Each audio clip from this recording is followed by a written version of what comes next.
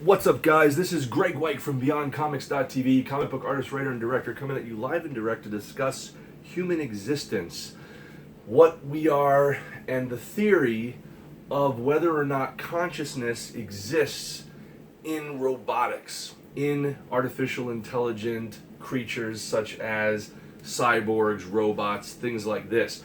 And in every single movie, such as Ghost in the Shell, Ex Machina, and a whole bunch of different television shows that you've seen on the air, including WestWorld and things like that. One of the big things that they keep asking, as I just mentioned, is there consciousness in robots? So my answer to that is very simple. If you want to know the answer, whether or not there's consciousness in robots, simply look in the mirror.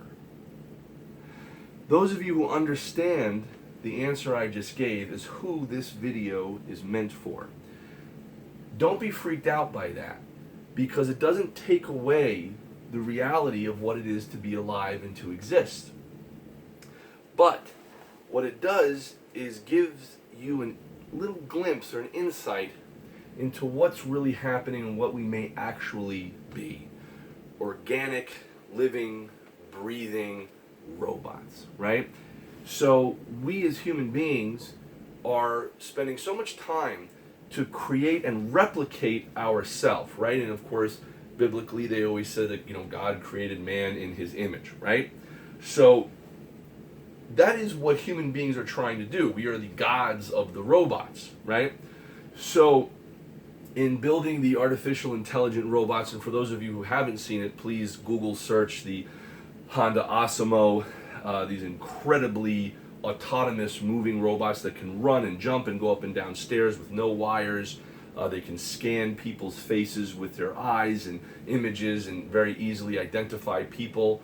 It's incredible the way it works and the way that it scans and sees through its cameras or eyes the way humans do, right? And what are they doing? They're trying to combine robotics and trying to make synthetic skin as soft and human as possible, right? Now they're growing organs and nerve fiber endings in laboratories with 3D printers made out of organic genetic material. That's very important, hence the upcoming cyborgs that they are working on currently in the facilities and engineering laboratories. So you guys can Google all of that stuff and see the actual results. It's pretty astounding. But ultimately what they're trying to do is make a cost-effective, inexpensive, self-replicating robot with AI, artificial intelligence. So very quickly, first of all, if some of you are freaking out about what I said earlier, don't, because there's a very strong purpose that I'm going to get to shortly. So, don't hurt yourself or others or flip out or think you're not real and you're a machine or something like that. It's not the point of the video. The point of the video is to kind of be honest and understand what we are, what we live in, and the difference between what makes someone human or not. And I'll just answer that very quickly, which is empathy. Empathy is what makes us human or humane. It gives us that incredible ability to be able to feel compassion for someone outside of yourself, even though we're selfishly designed, right? Meaning we're designed to take care of ourselves. And what does every single human being have? The same thing. Who wants to say it with me? We all have the same thing, desire. We all have desire. I want this. I want to do that. I want to create this. I want to make that. I want is the number one thing that all human beings. I want food. I want to eat. I want to drink. I want to sleep. I want to go to the bathroom. I want to make love. I want to find, a relationship. I want to create something, etc. It's desire. And then what else do we want to do? Share. We want to share information. Hey, did you hear what happened today? Blah, blah, blah, blah, blah. We're always trading information back and forth, right? So this is a very specific design in the human creation and what we are. And let's not freak out about it. I mean, what we do is very similar to what they've been able to replicate with some of the robots, scanning room environments and understanding how to move spatially and all these things. We have two eyes to give the illusion or the perception of 3 dimensions. If you cover one eye, everything is flat. So the optics, having two of them, of course, converge until you see three dimensions in imagery. If you also look left, look right, look up, look down, it's not a smooth transition. You can try it right now. You'll see it's like a choppy image. You go from this image, and then you look here, and then you're in that image. The in-between is almost deleted, like a frame moving. So if you really start to study and examine the understanding of what human beings are, I go back to what I was saying before about human beings trying to create an efficient, self-replicating machine, a robot that can produce itself with as close to real synthetic skin as possible. They have achieved that. Us, that is what we are. We are the most advanced possible version of a robot. This is the goal. The goal is to make a human being. That's what they're doing, but to make it in a synthetic way.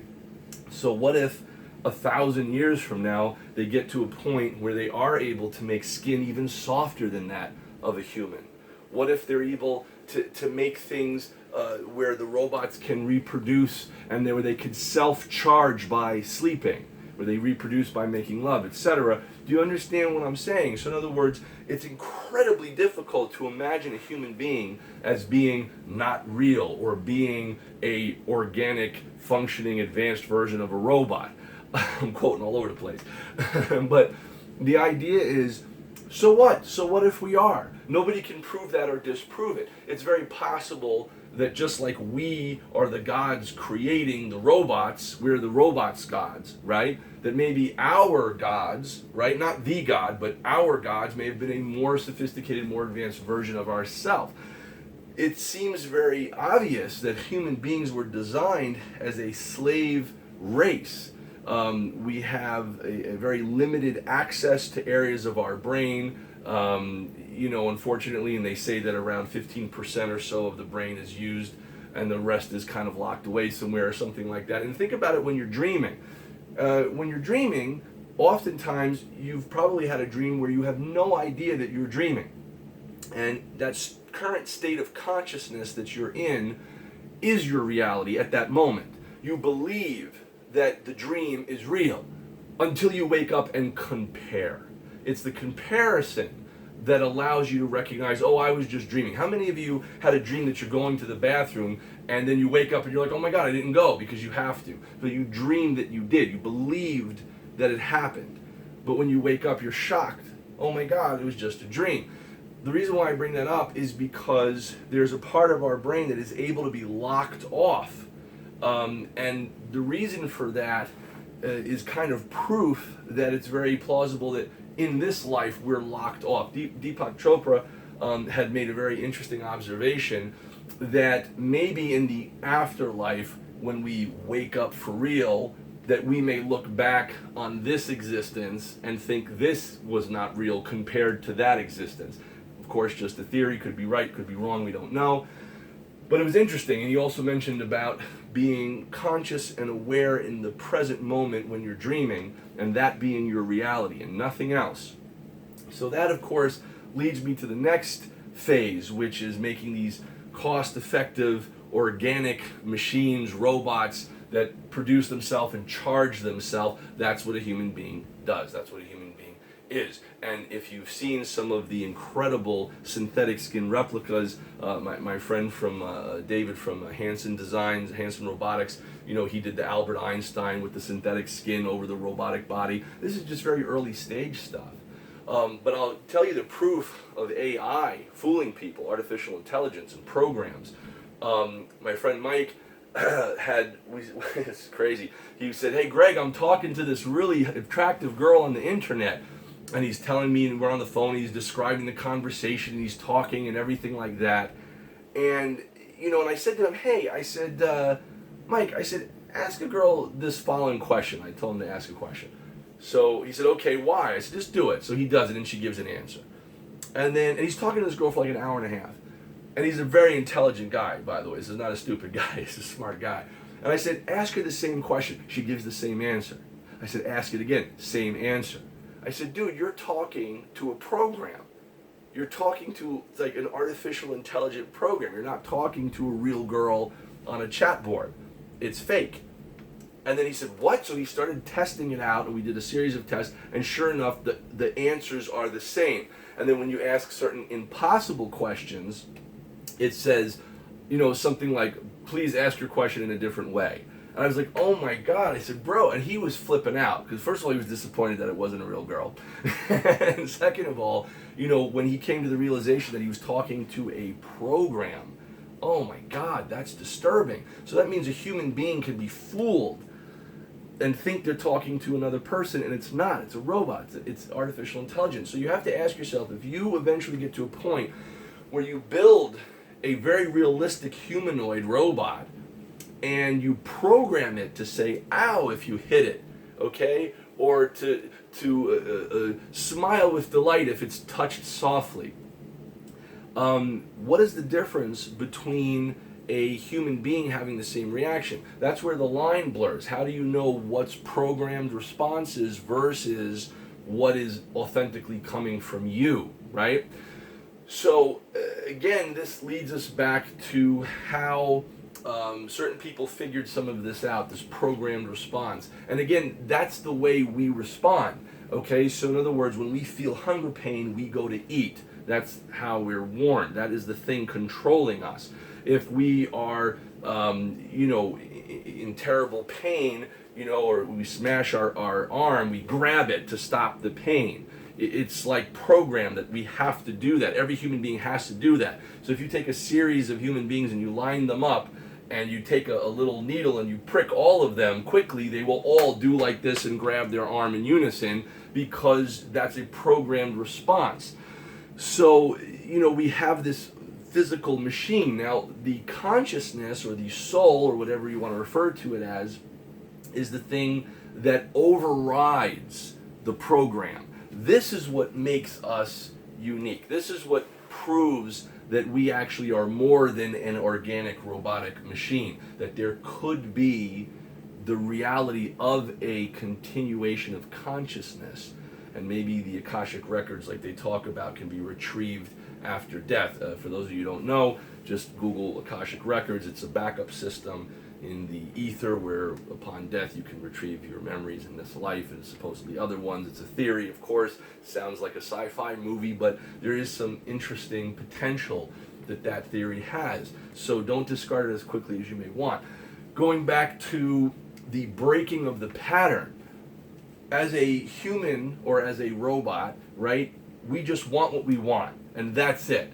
And our emotions dictate and teach us. But there's a point in our life where hopefully we get to an awakening where we say, wait a second, even though I feel this, I'm going to use my intelligence, my brain, or the amygdala, where potentially this consciousness resides, because we are this self-generating kind of system, right? And that little part of the brain is trying to override the robotic programming of the emotion. For example, I spoke to this guy and he's in a terrible arm cast. And I said, hey man, what happened to your arm? He's like, oh, my girlfriend shattered my arm because she was mad. I said, what? I said, oh my God, what did you do? Did you arrest her? What did you do? He says, no, I'm still with her. I said, you are? I said, why? What's the matter? He says, I just love her. I just feel was the key word. I just feel like I have to be with her. I said, but logically, aren't you realizing that's bad? She shattered your arm because she had a temper tantrum. For what? Oh, because I didn't do what she asked me to. I guess I should have, I think lift the toilet seat or some BS thing. And the point is, of course, that's an extreme example, but there's a lot of people like that. How many women have been beaten by assholes? And you say, why are you with him? And they say, oh, because I love him. Another personal example, one of my former art students that I used to teach and a dear friend was walking by in New York, and he saw this man beating the hell out of his girlfriend. And my art student friend jumped on the guy and punched him out and saved the girl. And then the girl jumped on my friend and started punching him and saying, don't hit my boyfriend, which is insane. In other words, this guy went and saved her from her evil boyfriend, and what does she do? She hits my friend and tells him not to hurt her man, even though that's the guy who's been beating her. It's sick. And then unfortunately, my friend, 4 hours later, he was like, "Oh, you're crazy." He's like, "This is terrible. I can't believe that you're with this guy who beats you and you're trying to defend him." So he leaves. 4 hours later, he walks out of the convenience store, and that asshole guy is there and shoots him. Sorry, I get very upset when I talk about it. But the bullet literally was going to go for his heart, and he turned and it shattered his arm. Back of his arm. So he has 2 metal rods in his tricep in the back of his arm now. And thank God he survived and he's okay. But the idea is that emotions out of control, that's the robot. I'm with this person who's beating me because I feel like I can't let them go. I want them, I love them, I need them. The brain, the overpowering strength and willpower, and this is again where I believe the soul starts to become empowered, or the consciousness, is when that brain says, I don't care that you feel this way, I know this is bad for you, I'm going to take you away from this negative situation. And it's a very hard, painful process when you're pulling away, when you're pulling yourself away from something you want because you know it's bad for you, right? Or you know that's not the thing to do. So when your logic overrides your physical feelings, your programming, that is the first step in trying to become truly conscious. And I believe that each of us have different challenges as human beings here. Whatever our challenge is, and you know what your challenge is, whatever makes you uncomfortable or kind of nervous or you're confused by, that's your challenge. That's the thing that you're supposed to overcome, whatever that is. And by overcoming it, that is the thing that will give you a happier life, a more peaceful life. And you'll grow as a human being. And you'll also start to learn how to deal with yourself. You'll learn who you are, what your body does separate from you. And that's a key point right there. The separation, the difference between the conscious soul that's becoming awake, right? That's awakening, to the programmed machine, the organic robot, the organic body, right? And a lot of my thoughts are that life is kind of somewhat like a school. And we're put here and we have these feelings and these emotions, and they don't always guide us in the right way. So again, as you see, the poor woman and that other poor guy were, through feelings, guided towards abusive people who were physically damaging them, right? So you can't always trust your feelings and your emotions, but your intuition, that feeling, that sense is the thing that sometimes really should be listened to. And that's careful. You have to be careful with that, because sometimes people get paranoid, or they get, worried, and they have thoughts and they think it's intuition, but it's really paranoia. You have to know the difference. You have to know yourself. You have to know, are you a very nervous, superstitious, scared person, fearful person, or are you a very practical, reasonable person, and when you have intuition that you ignored, it came true and you should have listened. So these are the kind of important aspects to focus on. And it's urgent that you do this also. Now, coming back to the human program, those programmed responses I was talking about, you take an evil, twisted, sick thing like Hitler, for example, who figured that out and used it to control people through evil, sick, twisted manipulation. Think about that. That's a very upsetting thought, that this person who appears human but lacks empathy, right? And that's where the soul comes in, realizes, hey, I can control people very easily. Just threaten their families and they'll do whatever I say. Or threaten to kill them and they'll do whatever I say. And that's how he builds this army. What a tragic thing. But that's why I believe that human beings are so easily controlled through an evil dictator like that, that we probably were designed with limited brain capacity to become this slave race that was basically controlled by something more intelligent, because they needed manpower, physical amounts, large amounts of people to build. And my guess, if you will, or my theory, is that whenever they had built what they needed, whether it was the pyramids or spaceships or whatever you want to think, it is, it's up to you to decide. Whenever that mission was complete, maybe they were going to wipe out the race of human beings, these disposable slave, worker bees, right? And maybe the more intelligent people said, hey, you know what?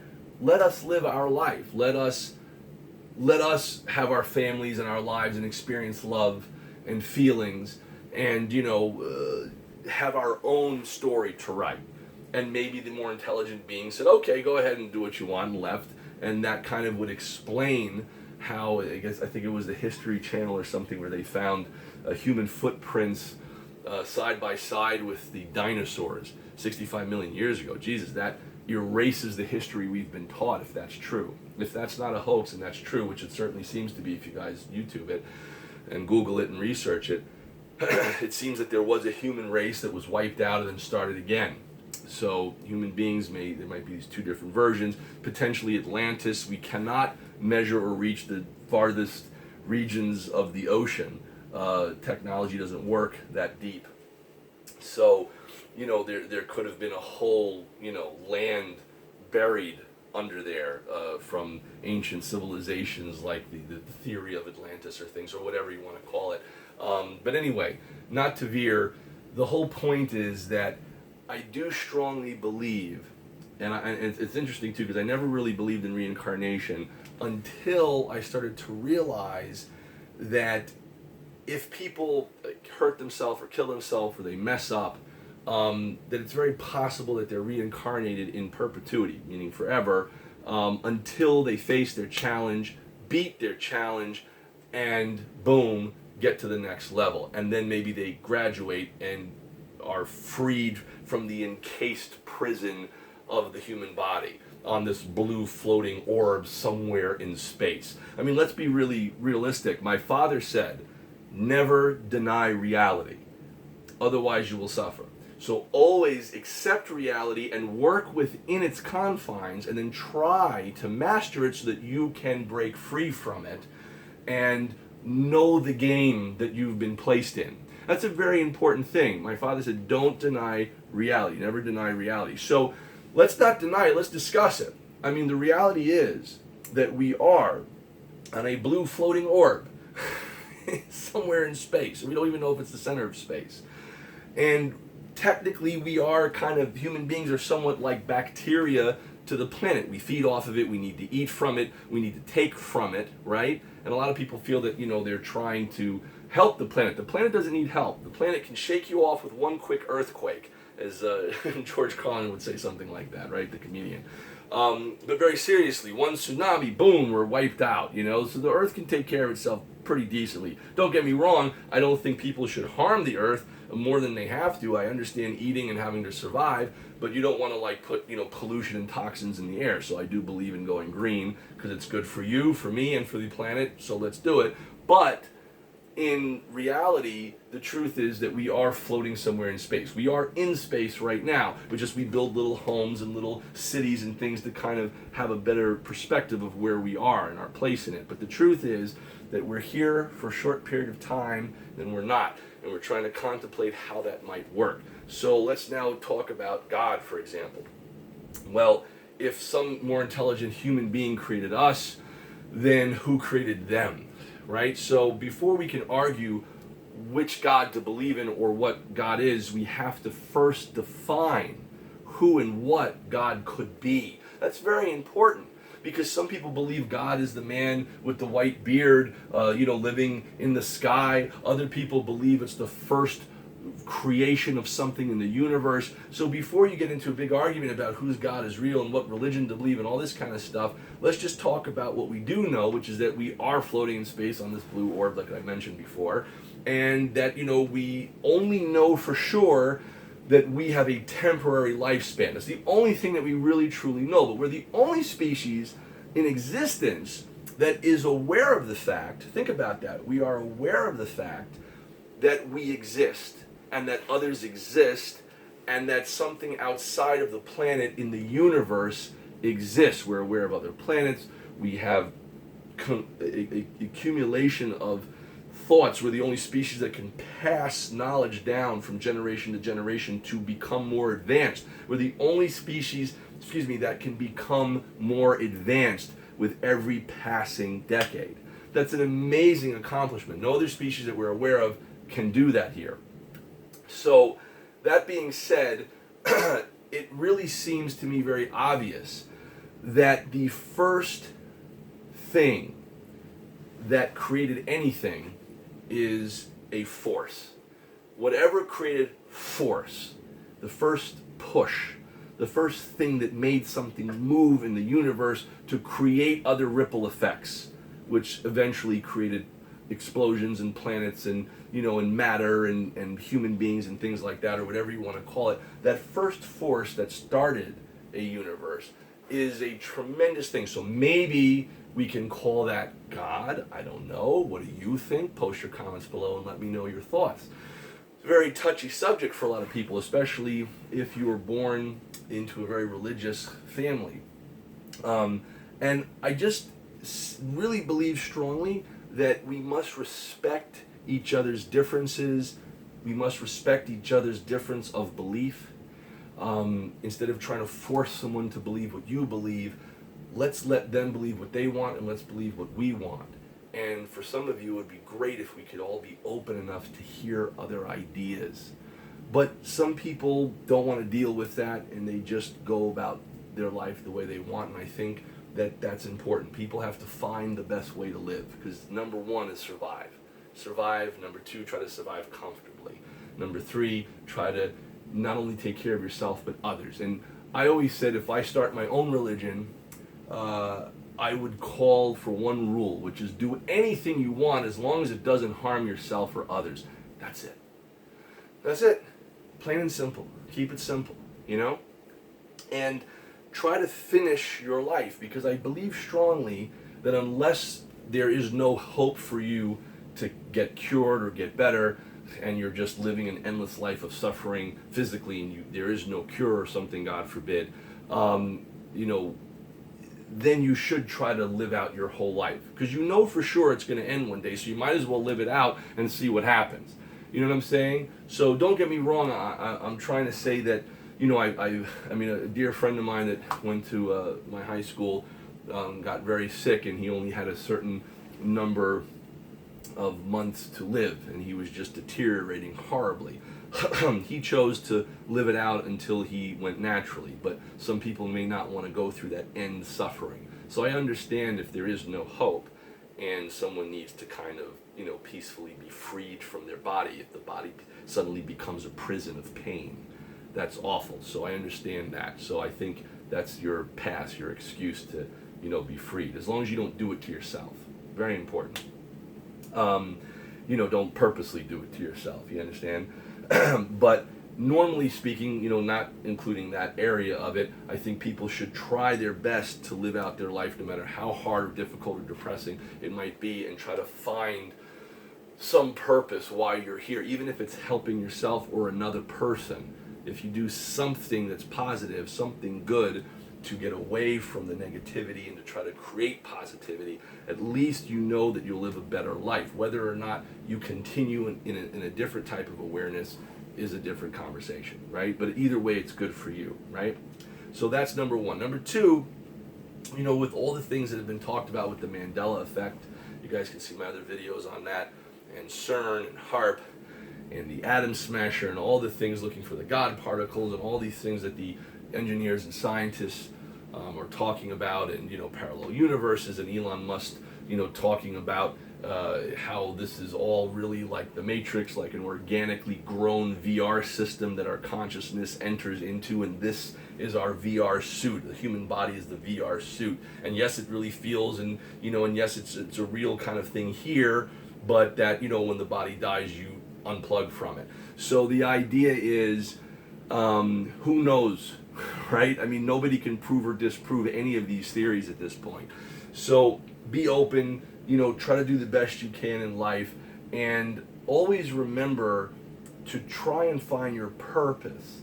Always remember to try and motivate yourself and do what you can to rise above suffering and pain, and try to do something good for yourself and for others. It's very important in this life. So guys, post your comments below. Let me know what you think. As I said in the beginning of the video, if you're still watching, do robots have souls and consciousness? And I said, if you want the answer, just simply look in the mirror. But look, I'm just some creative comic book artist, right? Listen guys, thanks so much for watching. Make sure to subscribe for updates, post your comments below, and I'm very curious to see what you guys write. So thank you so much, and as they say in comic books, to be continued. For those of you who don't know, again, I'm comic book artist, writer, and director Greg White from BeyondComics.tv. Created this guy, codenamed Justice, and this guy, Rene Descartes, and you can see some of the upcoming action figures that we're all working on and things like that. So thanks again for watching, guys, and to be continued.